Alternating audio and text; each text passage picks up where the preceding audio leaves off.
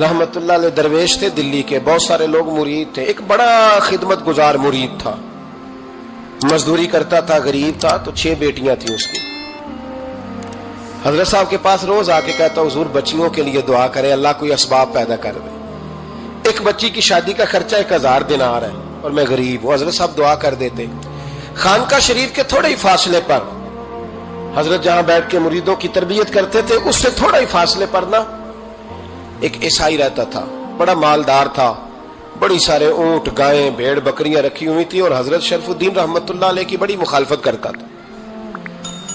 اور یہ جو آپ کا غریب مرید تھا، یہ اس کا پڑوسی تھا، ایک دن بلا کے نا ان کو کہنے لگا کہ تو کدھر جا کے جو ہے وہ ٹکرے مار رہا ہے، وہاں سے کچھ نہیں ملنے والا، وہ تجھے کیا دیں گے جن کی خانقاہ خود چندے پہ چلتی ہے، مدرسہ چندے پہ چلتا ہے، مسجد چندے پہ چلتی ہے، تیری بیٹی کا معاملہ کہاں حل ہوگا؟ تو اس درویش نے کہا کہ تو میرے پیر کو نہیں جانتا، تو مجھے میرا محبوب نہیں ڈٹھا، تو پتہ نہیں نا، تو اس رستے کا مسافر نہیں، تو نہیں جانتا، ان کا بس چلے نا تو وہ ہر قیمت میں میری بیٹیوں کی شادی کرا دیں۔ اب وہ عیسائی تھا، کہنے لگا اچھا چلو ٹھیک ہے، اگر اتنی بات ہے نا تو جاؤ ان سے جا کے کہہ دو کہ 6 سال کے لیے میرے ساتھ معاہدہ کر لیں، وہ میرے جانوروں کو چارہ ڈال دیا کرے، 6 سال ڈیوٹی کرے، میں 6000 دینار دے دیتا ہوں۔ وہ میرے ساتھ 6 سال میرے جانوروں کو چارہ ڈالے، رکھتے ہیں نا آپ چارہ ڈالنے کے لیے ایڈوانس پیسے دے کے، اب تو لوگ انہیں بھی غلام ہی بنا لیتے ہیں، بڑی تھوڑی تنخواہ دیتے ہیں، ظلم کرتے ہیں، پورا معاوضہ نہیں دیتے۔ حضرت شیخ شرف الدین کے بارے میں وہ کہنے لگا جا اپنے پیر سے جا کے کہہ کہ میرے جانوروں کو 6 سال چارہ ڈالے، میں 6000 دے دیتا ہوں، تو جو کہتا ہے ہر قیمت پہ جانے کو تیار ہے۔ اس نے جب یہ بات کی تو مرید نے ناراض ہو گیا، وہ لڑائی ہو گئی، گریبان پکڑ لیا، جھگڑا ہوا، بات بڑی دور گئی، اس طرح کی بات کرتا میرے حضرت کے بارے میں، تیرے جیسے کئی میں وہاں کام پہ رکھا دوں۔ جب وہ بڑی بحث ہوئی، بات محلے میں، علاقے میں پھیل گئی، دنیا نے سن لی تو شیخ شرف الدین تک بھی پہنچ گئی۔ اس طرح جھگڑا ہوا ہے، لوگ سو گئے عشاء کی نماز کے بعد۔ حضرت صاحب نے نا سر پہ کپڑا لیا، اس عیسائی کے دروازے پہ دستک دی، وہ باہر آیا، فرمانے لگے لوگ تو سوچ سمجھ کے ملازم رکھتے ہیں، تو نے بھی تو سوچ ہی لیا ہوگا، تبھی تو مجھے آفر کی ہے، تو اپنی آفر پہ قائم ہے، واقعی مجھے رکھ لے گا اور 6000 دینار دے دے گا؟ کہنے لگا جا بابا کام کر اپنا۔ فرمایا نہیں، تو نے اتنے لوگوں میں بات کی، اتنی بحث ہوئی، تو قائم ہے؟ کہنے لگا میں تو قائم ہوں، پر آپ نے نہیں قائم رہنا۔ فرمایا میں سوچ سمجھ کے آیا ہوں۔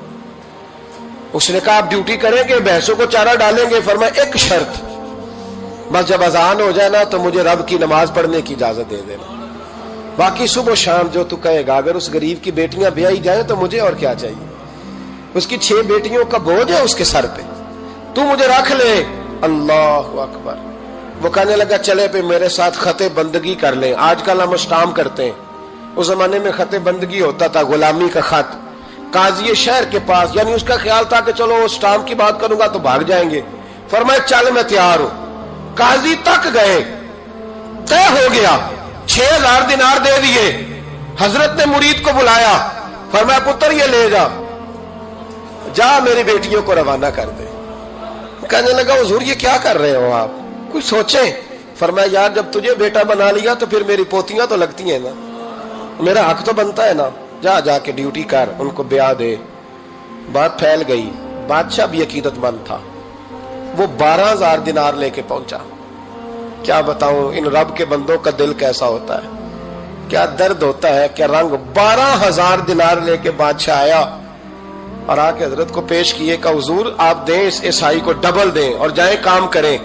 آپ فرمانے لگے تو پیسے دے، شرطیں نہ لگا، میرا جہاں دل کرے گا میں خرچ کروں گا، مجھے تو مزہ ہی اب آنے لگا ہے، ابھی تو لطف آ رہا ہے، ابھی تو ذائقہ آیا ہے کچھ کرنے کا، پیسے دینے ہیں تو دے، پابندی نہ لگا، جہاں میرا دل کرے گا میں۔ اس نے کہا حضور ٹھیک ہے رکھ لیں۔ حضرت نے فجر مسجد میں پڑھی، جیب میں 12000 دینار تھے، اعلان فرمایا بھی کسی اور کی بیٹی بھی بیٹھی ہے تو پیسے میرے پاس ہیں۔ وہ 12000 دینار بھی بانٹ دیا، اور 12000 دینار بانٹ کے نہ تو پھر چلے گئے کھیت میں چارہ کاٹنے۔ اس عیسائی کو کسی نے بتلایا کہ ان کے پاس تو 12000 آیا ہے، پر تجھ سے جان نہیں چھڑائی انہوں نے، کہ وعدہ یہ ہوا تھا کہ 6 دیں گے تو جائیں گے، جب تک دیں گے نہیں تیرے گھر میں کام کریں گے۔ وہ نا چارہ کاٹ رہے تھے، حضرت صاحب تو وہاں پہنچ گیا، دور جا کے کھڑا ہو گیا، کہنے لگا بابا پہلے تو میں نے مسلمانوں کے اخلاق سنے تھے، اب تو میں نے دیکھ بھی لیے. پر یہ بتا جب 12,000 آیا تھا جان کیوں نہیں چھڑائی؟ تو حضرت چارہ کاٹتے کاٹتے رو پڑے، فرمانے لگے تو نہیں نہ جانتا یہ بیٹیاں سانجی ہوتی ہیں، پتہ نہیں نا. میرے رسول پاک نے تو حاتم تائی کی بیٹی کے سر پہ کپڑا رکھ کے کہا تھا بیٹیاں برابر ہوتی ہیں. تو یہ نہیں پتا جب اس کی 6 بیٹیوں کی شادی ہوئی ہے میرے اندر روحانیت کتنی بڑی ہے. فرمایا پھر 12,000 آیا ہے تو 2-4 بچیاں پھر گئی ہیں. یہ نہیں پتا میں اندر سے راضی کتنا ہوں، میں تیری نوکری کرتا رہوں گا، پتہ نہیں اللہ کتنی بیٹیوں کو بیاہ دے گا.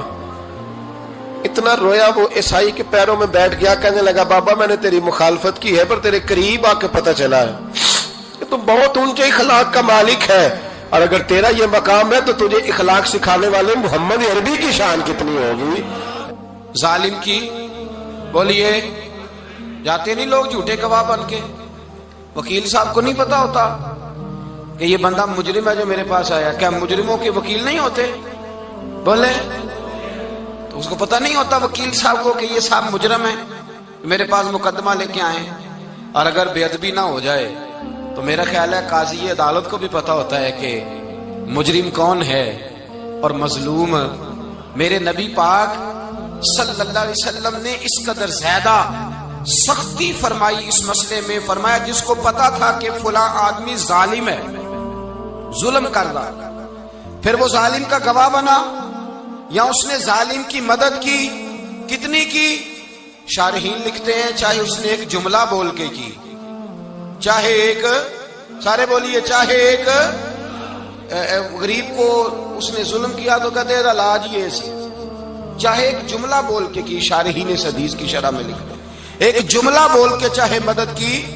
جس بندے نے کسی ظالم کی مدد کی کسی مقدمے میں یا کسی صورت میں اور اسے پتا تھا یہ ظالم ہے، میرے نبی پاک صلی اللہ تعالی علیہ وسلم فرماتے ہیں اگر اس نے مدد کی، ابھی ظالم کی بات نہیں ہو رہی، ظالم کے مددگار کی بات ہو رہی، اگر کسی نے ظالم کی مدد کی تو حضور فرماتے ہیں خدا بھی اس سے بری و ذمہ ہے، رسول بھی اس سے بری و ذمہ ہے. سنبھال کے رکھے اپنی نمازیں، قربانیاں، حج، زکوٰۃ سنبھال کے رکھے.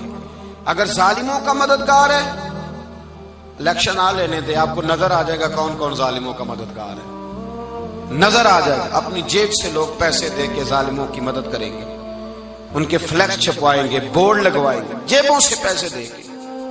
ہم نے خود آگ لگائی ہے چمن میں اپنے، بے سبب گردشی ایام کو الزام نہ دو، ہم نے خود نور کا ظلمت سے کیا ہے سودا، کر کے توہین سحر شام کو الزام نہ دو. ظالموں کے مددگار میدان میں آ گئے. یہ چھوٹا لفظ نہیں، میرے حبیب پاک صلی اللہ علیہ وسلم نے فرمایا جو ظالم کا مددگار ہے سن لے جو سجن کے ساتھ کچہری جاتا ہے، وہ یاد رکھے جو دوست کا گواہ بنتا ہے، وہ یاد رکھے جو کہتا ہے میں مانگی گیا تھا، مجھے بلایا گیا تھا قبضہ چھڑانے کے لیے کسی غریب بیوہ کی جائیداد پہ. وہ سن لے تو مدد کر کے نہیں آیا، تو خدا کے ذمے سے نکل گیا. رسول پاک نے فرمایا تیرا میرا تعلق ختم ہو گیا، تو ظالم کا مددگار ہو گیا. پھر تو کہتا میں بے چین ہوں، میں بے قرار ہوں، میں آزمائش کا شکار ہوں. پلٹ کے دیکھ تو صحیح تیرا گناہ کتنا بڑا ہے. میرے نبی پاک صلی اللہ علیہ وسلم کا ایک اور فرمان سن لیں، ابن ماجہ ابو داؤد میں موجود ہے. اس حدیث کو آپ نے یاد کر لینا ہے. کر لیں گے انشاءاللہ؟ سارے کہیے انشاءاللہ کر لیں گے یاد. حضور صلی اللہ علیہ وسلم نے فرمایا اگر تو ظالم کی مدد کرے گا نا، یہ لفظ دل کی تختی پہ لکھ لینا، یہ مکافات عمل ہے، مکافات عمل دنیا، ادھر کرو گے تو ادھر بھرو گے. فرمایا اگر تو کسی ظالم کی مدد کرے گا، سن لے حضور کا فرمان ہے، اگر تو ابن ماجہ ابو داؤد سیاہ میں موجود ہے، فرمایا اگر تو کسی ظالم کی مدد کرے گا تو رب تعالیٰ مرنے سے پہلے تیرے اوپر بھی ظالم کو مسلط کر دے گا. تیرے اوپر بھی ایک دفعہ ظلم ضرور ہوگا اگر تو ظالم کی، وہ کسی صورت میں بھی ہو سکتا ہے، کسی صورت میں تیرا بیٹا ہی اٹھ کے ظلم کر دے گا، تو الجھ جائے گا، کسی نہ کسی جگہ تیرے لیے تباہی کا سامان ہوگا، تیرے اوپر ظلم ہوگا، اس لیے کہ تو ظالموں کا مددگار ہے. چاہیے یہ تھا کہ تو مظلوم کی مدد کرتا، انسانی ایمانی یقین کا فریضہ سر انجام دیتا، تو ظالموں کا مددگار ہو گیا. ٹٹول کے دیکھ لیں، رزلٹ نکال کے دیکھ لیں، ہمارے زمانے میں ظالموں کے مددگار زیادہ ہیں. اتنی لمبی زبانیں نکال کے ظالموں کی مدد کرتے ہیں، بڑے بڑے کالم نویس اللہ نے انہیں قدرت دی لکھنے کی، تو اپنا قلم ظالموں کی مدد میں خرچ کرتے ہیں۔ وہ لوگ جن کو اللہ تبارک و تعالیٰ نے قدرت دی، ہمت دی، طاقت دی، کچھ لوگ ان کے حلقہ احباب میں، وہ اپنے لوگوں کو استعمال کر کے ظالموں کی مدد کرتے ہیں، ظالموں کی مدد کرتے ہیں۔ میرے نبی کریم سید عالم نور مجسم صلی اللہ علیہ وسلم نے فرمایا، اگر تو نے ظالم کی مدد کی تو جب تک تو توبہ نہیں کرے گا رب تجھ سے ناراض ہی رہے گا۔ اللہ تجھ سے، او بھائی جس سے رب بھی ناراض ہو گیا، نہ کھانا نہ پینا نہ سونا نہ جاگنا نہ نیند، پھر تیری ہر چیز تیرے لیے آزمائش ہو جائے گی، پھر تیرا سایہ بھی تیرے لیے خوف کا سامان بنے گا، پھر زندگی جیتی جاگتی لاش بن جائے گی، تو اپنے کندھوں پر اپنی میت اٹھائے پھرے گا جب تو ظالم کا مددگار ہوگا۔ اور نبی پاک صلی اللہ علیہ وسلم نے فرمایا، ظالموں کا مددگار بھی ظالم ہوتا ہے، ظالموں کا مددگار بھی، سارے بولے، ظالموں کا مددگار بھی نہیں، کو نہیں، آپ سارے نہیں بولے، ایک دفعہ بولے، ظالموں کا مددگار بھی، پکی بات ہے، ظالموں کا مددگار بھی۔ اللہ اکبر، جس کا یارانہ ہو، جس کا دوستانہ ہو، جو کہے میں نے نا اس کو اوکھے ویلے کے لیے ظالم کو یاد رکھا ہوا ہے۔ کبھی مشکل میں رکھے نہیں ہوئے لوگوں نے ظالم دوست، کہتے میں نے رکھے ہوئے ہیں، بلکہ ہمارے دیہات میں تو کہتے ہیں میں نے بازو بنائے ہوئے ہیں۔ کس کو بازو بنا لیا؟ ظالم بھی کبھی بازو ہوتا ہے، جو ظلم کی تلوار لیے میدان میں کھڑا ہے۔ قارون، حامان، فرعون، نمرود کا حال نہیں لوگوں نے دیکھا؟ اپنے زمانے میں آپ نے کتنے لوگ نہیں دیکھے جن کے سائے سے، آواز سے لوگ کانپتے تھے؟ پھر پولیس کی گاڑیوں میں وہ اس طرح مردہ پڑے کہ دنیا نے تماشا دیکھا ان کا۔ یہ رنگ ہم نے دیکھے نہیں اپنے آنکھوں سے۔ فرمایا ظالم کا مددگار بھی، جو کار میں بٹھا کے لے کے گیا وہ بھی ظالم، جس نے چائے پلائی وہ بھی، جس شخص نے کھانا کھلایا وہ بھی، جو کچہری تک ساتھ گیا وہ بھی، جس نے فلیکس کے نیچے، بڑے شرابی کے نیچے چھوٹی اپنی فوٹو لگائی وہ بھی، جو ووٹ کی پرچی ڈالنے گیا وہ بھی۔ کہہ دینا باہر نکل کے کہ حضرت صاحب نے سیاسی تقریر کی ہے، کہہ دینا، پر بات تو سچی ہے نا۔